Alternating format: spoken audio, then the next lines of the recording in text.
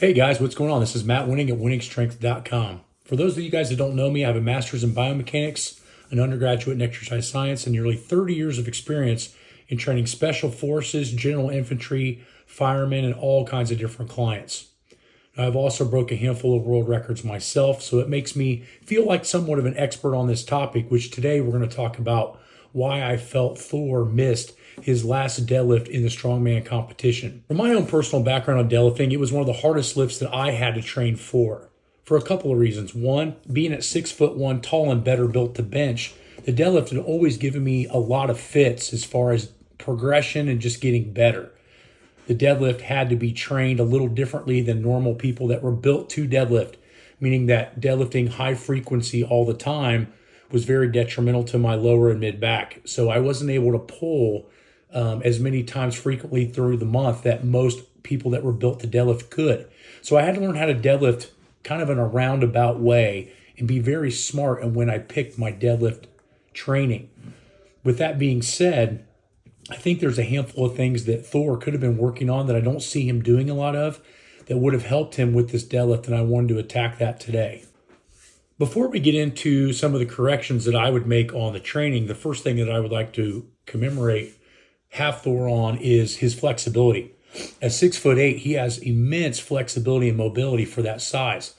I remember us talking a lot around 2018 to 2020 pre-COVID, and he said that he would have to stretch almost an hour a day when he was a kid before playing basketball. You can definitely tell that this worked really, really well because he can set up almost like he's built to deadlift even though he's 6'8", which is ultra impressive. And one of the things that I think we miss in, I would say, general strength training in general is just being able to be ultra flexible before you get strong, because it allows you to get in better positions to, especially to deadlift. I was always on the back end of that, where the car accident I had as a child and broke my legs, my ankles and parts of my legs, and especially my knees, were a little bit more inflexible than the average person due to being in cast for almost a year. But he is so flexible at his height that it's a huge advantage to his ability. So I want to start the video off by saying kudos to whoever his coach was as a child to making sure that he was flexible. Now, the big thing is, compared to a strongman deadlift, compared to powerlifting, is we're allowed to use straps. So straps can be a huge advantage to deadlifting massive weights because it takes the grip out of the equation. If we look at Thor's best deadlift in a powerlifting competition, he's only a little bit over 900. Now, how does this transfer over to the elephant bar? Well, in some ways it does, in some ways it doesn't. Meaning that the elephant bar is quite a bit longer and much more flexible. So you notice that the weight really doesn't start to come off to the ground till around the knee. Whereas in a powerlifting situation, that bar would have to come off the ground from lex flex in the bar, probably a handful of inches lower. So what you're going to find is there's a lot more whip to the elephant bar than there is a regular powerlifting bar.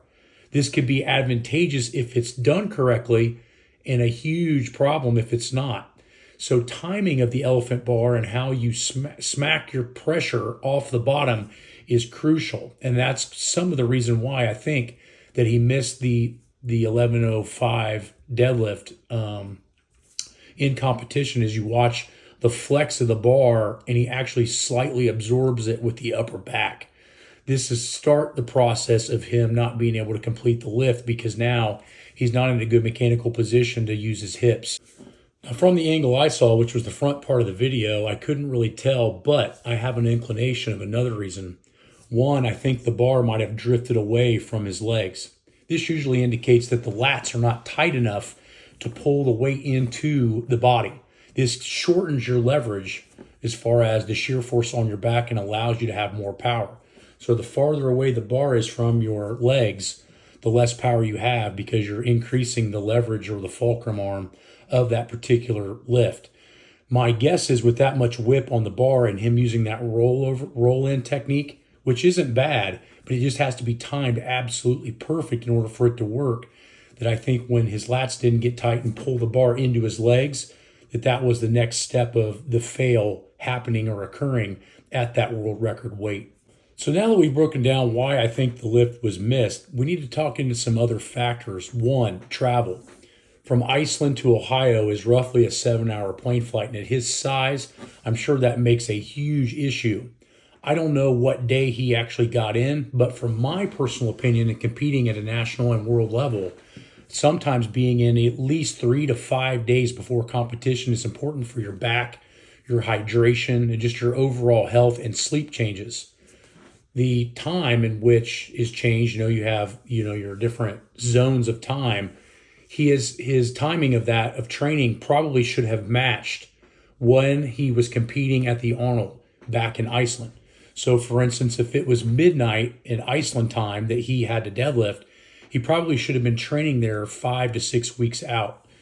My guesstimate is that probably wasn't happening. It may not have been possible due to family or other restrictions, but if you can time the exact hour in which you're supposed to train in the other time zone, this is a huge component.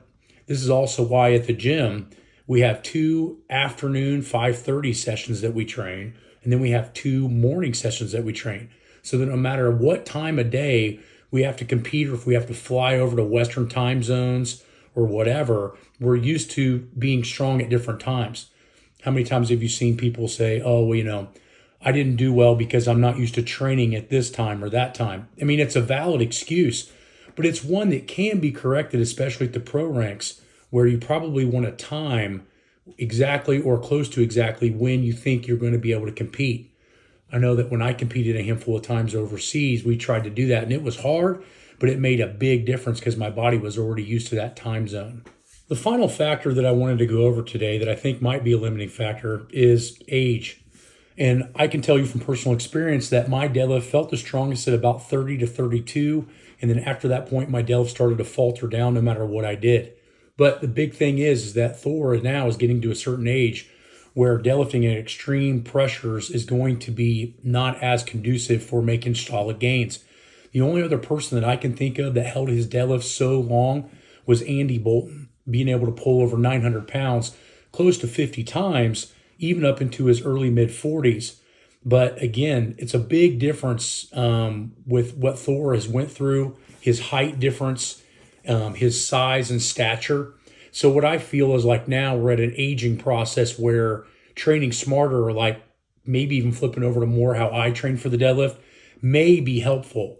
Again, some of the deadlift is all about raw power and bar speed. And as you get older, your bar speed starts to change. I don't notice Thor doing a lot of dynamic effort method training. Not that he maybe doesn't do it, but if I were Australian strength coach, which is a good friend of mine, I would start putting in dynamic effort method to retain type 2 fiber explosiveness, because it looks like his rate of force is slowly decreasing. And that happens with age. But if you can retain it or even bring some of it back, I think that might be ultra helpful. The next few exercises I don't see Thor doing a lot of, and might be because of his build and his height. He might just not be able to fit on the machines. I don't know. The reverse hyper is one of those machines that I think would have helped him have the lower back endurance and strength to be able to work through that mid-range, as well as glute ham raises.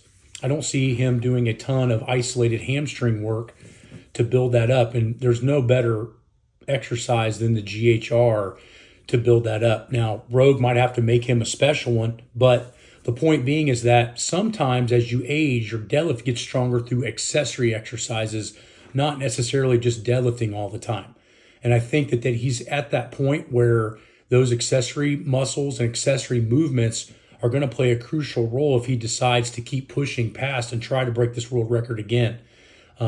Sometimes utilizing the same roadmap to get to the same direction doesn't work, and you have to figure out another way. That's why I was so fortunate to learn and understand the conjugate system, because I felt when I met Louis Simmons at around 20 years old that my strength level was tapped. And what I realized is that my strength level wasn't tapped at all. I could go way, way higher. It just took a completely different way to get there than what I was used to. So these are my tips. This is what I think. Comment down below and see what you think on how that deadlift could have been done. And I'd love to hear you guys' answers. So talk to you guys soon, and visit winningstrength.com.